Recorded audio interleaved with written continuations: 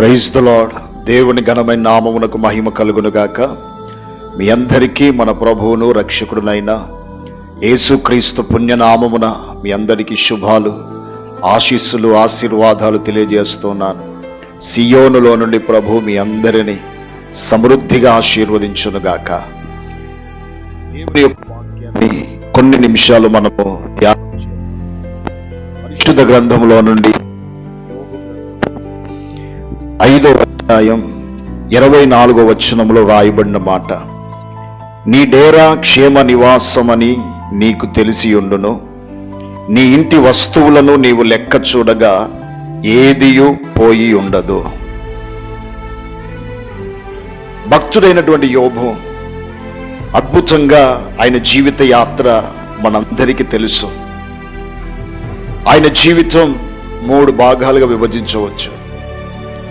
మొదటి భాగం ఆయన సంపన్నుడిగా బ్రతికాడు. రెండవ భాగం చాలా కష్టాల కొలిమిలో జీవించాడు. మూడవ భాగం మరల కోల్పోయిన దానికి దేవుడు రెండంతల ఆశీర్వాదాన్ని మరల యోబుకిచ్చాడు.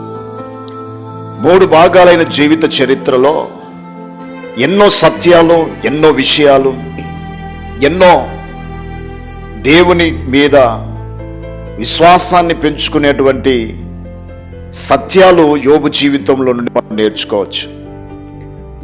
ఆయన జీవితంలో అన్ని కోల్పోయిన తర్వాత 3 స్నేహితులు యోబుకు ఉండేవారు.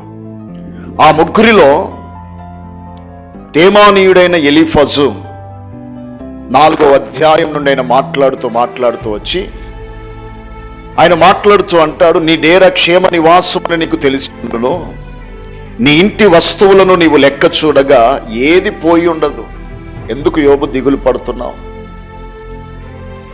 నష్టం జరిగిందని, కీడు జరిగిందని, సాతాను అన్ని కొల్లబెట్టుకపోయాడని, అపవాదిగాని పంచ ఇంటి మీద పడిందని నువ్వు అధైర్యపడుతున్నావా? మనం నమ్ముకున్న దేవుడు నమ్మదగిన దేవుడుగా ఉన్నాడు కదా. నువ్వు మరలా ఒక రోజు నీ ఇంటిని చూసినప్పుడు అసలు ఏది పోగొట్టుకున్నట్టుగా నీ కన్నులకు కనబడదు. దేవునికి స్తోత్ర. ఈరోజు నీ జీవితంలో అన్ని కొల్లగొట్టుకొని పోవచ్చు సాతాను. ఆరోగ్యం పోయవచ్చు, ఆస్తి పోవచ్చు, ఏమండి అంతస్తులు పోవచ్చు, నీకున్నదంతా సాతాను ఊడ్చివేయచ్చు. చీపురు కట్టతో యెషయా గ్రంథంలో ప్రవక్త యెషయా మాట్లాడిన విధంగా చీపురు అనే కట్ట చేత నీ ఇంటిని ఊడవచ్చు. ఒకవేళ ఆస్తి లేకుండా, అనారోగ్యం లేకుండా, అప్పులు నీ ఇంటి మీదకి తీసుకొచ్చి ఇంట్లో సమాధానం లేకుండా, అంతస్తులు లేకుండా, ఆశీర్వాదం లేకుండా, అభివృద్ధి లేకుండా, నీ జీవితంలో నష్టాలే సాతానుగాడు తీసుకొచ్చే పరిస్థితులు ఎన్నో నీ ఇంటిని కలిగి నీ ఇంటిని ఊడ్చివేసి ఉండవచ్చు. కానీ ఒకరోజు నువ్వు మరల నీ డేరా చూసినప్పుడు ఏది పోగొట్టుకున్నట్టుగా నీ కన్నులకు కనబడదు. స్తోత్ర. నీ ఇంటి వస్తువులను లెక్క చూడగా పలాంది ఉండే నా ఇంట్లో, ఈరోజు లేదనుకుంటున్నావు. పలానది ఉండే లేదనుకుంటున్నావు. ఈ వస్తువు నా ఇంట్లో, ఈ ఫ్రిడ్జ్ ఉండే, లేదా ఏసీ ఉండే, ఈ కూలర్ ఉండే, ఏమండి ఈ వస్తువు నా ఇంట్లో ఉండే, ఈరోజు కనబడట్లేదు అనుకుంటున్నావు. కానీ ఒకరోజు మరలా నువ్వు లెక్క పెట్టబోతున్నావు. లెక్క పెట్టినప్పుడు ఏది పోయి ఉండదు. ఇక అన్ని మరలా దేవుడు రిప్లేస్ ఒకదానికి 2 అంతలుగా, ఒకదానికి 2 పాలుగా నీ జీవితంలో నువ్వు ఎన్ని కోల్పోయావో. ఒకరోజు నీ డేరాను నువ్వు చూసినప్పుడు, నీ ఇంటిని నువ్వు పరీక్షించి తీక్షించినప్పుడు నీ ఇంటిలో ఏది పోయి ఉండదు.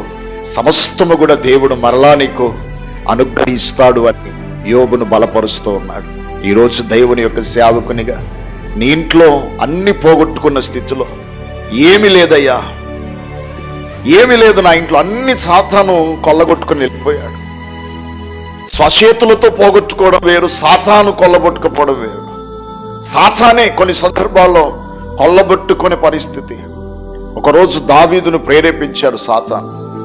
ప్రేరేపించి, అసలు ఎంతమంది ఉన్నారో తెలుసా నీకు, నీ వెనక బలం, నువ్వు ఎందుకు గెలుస్తున్నావో తెలుసా, నువ్వు ఎలా విజయం పొందుతున్నావో తెలుసా దావీదు, నీ ఎంత బలం తెలుసా, గోత్రాలలో ఎంతమంది లెక్కింపబడ్డవారు ఉన్నారు తెలుసా, యవనస్తులు, అసలు వారి బలమే, వారి అండే, వారి ధైర్యమే నువ్వు ఇంతమంది ఇన్ని రాజ్యాలను గెలవగలుగుతున్నావని ఒక చిన్న ఆలోచన.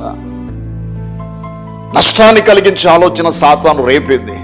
వెంటనే సాతాను దావీదు యోవాబుని పిలిచి, యోవాబు నువ్వు వెళ్ళి 12 గోత్రాల్లో ఉన్న ప్రజలందరిని లెక్కించాయంటే, ఎందుకయ్యా ఇన్ని యుద్ధాలు నేను గెలిచానంటే దానికి గల కారణం వారే కదా. అయ్యా ఏం మాట్లాడుతున్నావు, ఇన్ని యుద్ధాలు నువ్వు గెలిచావంటే దానికి గల కారణం యేసయ్య మాత్రమే. ఆయన ఎక్కడో ఉన్న నిన్ను తీసుకొచ్చి గొర్రెల దొడ్డిలో నుండి సింహాసనం మీద కూర్చోబెట్టాడు. ఈరోజు నీ జీవితంలో ఇంత పొందుకున్నావు, దానికి గల కారణం ఏంటంటే ఆయన ప్రభువే కదా, ఆయన ఇచ్చిన కృపే కదా.